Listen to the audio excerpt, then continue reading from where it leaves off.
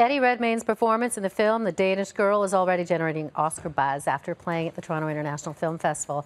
Redmayne takes on a transformative role in the film based on the real-life story of Lily Alba, one of the first people to undergo gender reassignment surgery. I talked to him about his role. I think Lily's thoughts.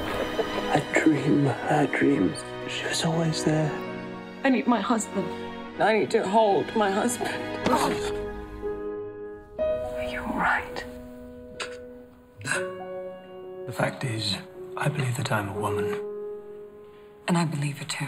I can't even begin to imagine the work that went into it, the research that went into it, because it's such a deep and profound story, and you essentially are doing a transitional character. Was it daunting to start out with? It was. I mean, I think any character you play, you always feel there's a certain level of intimidation, but really with this, when I read the script and was so blown away by Lily and Gerda's story, it felt like privilege. It felt real.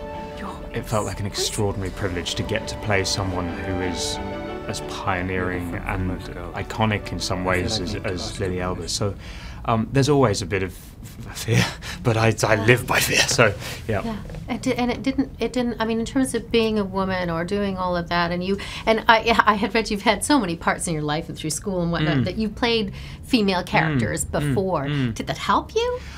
That's a good question. I mean, my first professional job was playing viola in Twelfth Night with Mark Rylance. I mean, there's a sort of tradition in British theatre of men playing women, and in fact now there's an amazing production last year of Julius Caesar, an all-female Julius Caesar, and but playing a trans woman, I needed to approach in an entirely, well, educate myself by meeting members of the trans community and hearing their stories, and across the board every woman I met was so generous in everyone said to me, there is no question you cannot ask, there is no territory I'm not willing to answer in order to educate cisgender people about trans stories and trans issues and their experience.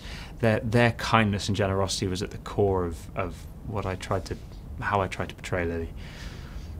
It's pioneers is very. I mean, even researching a little bit after the film, because I had to know more, and the people that were able to undergo surgery because of what she went through later in life, most particularly in the 50s. It's really, it's such a great story for everybody for right now with the conversation that we're having. Absolutely. I mean, but one of the things that I found so amazing when I read Lily's story was some of the things she had to deal with, of whether it was violence, discrimination, being sort of having what she was going through pathologized by doctors and all of this sort of thing.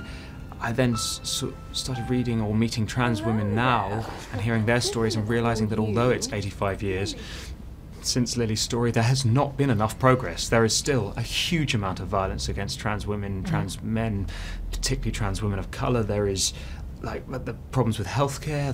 So it's what I love is that this year and past year that the world is beginning to be educated and it's becoming more mainstream, the discussion, but there is still so much progress that needs to be made. At least to have that conversation that's been started. With this level of success and notoriety, do you manage your private life and how to keep it private? I mean, I was just looking at something on that. You were walking with just a friend, I think, in London, and she had a pram, or you were pushing pram. I don't know what that was, but I mean, everybody's interested now. No, that was a very odd day. I know exactly when you're talking about. We were wandering around Holland Park, and I was with a friend and the friend's child, and my wife was standing about 20 meters behind, and then the next day the whole thing was in the newspapers. But that is a rare occurrence. It's not like that. That's not the everyday. Actually, we live it's a very normal life, and it's only when you're in specific parts of town that there's a paparazzi. But I think if you try not to take it, sort of read too much or take it too seriously, then it's all good. I feel very lucky. I love you because you're the only person who made sense of me. The film is expected to hit theaters later this year.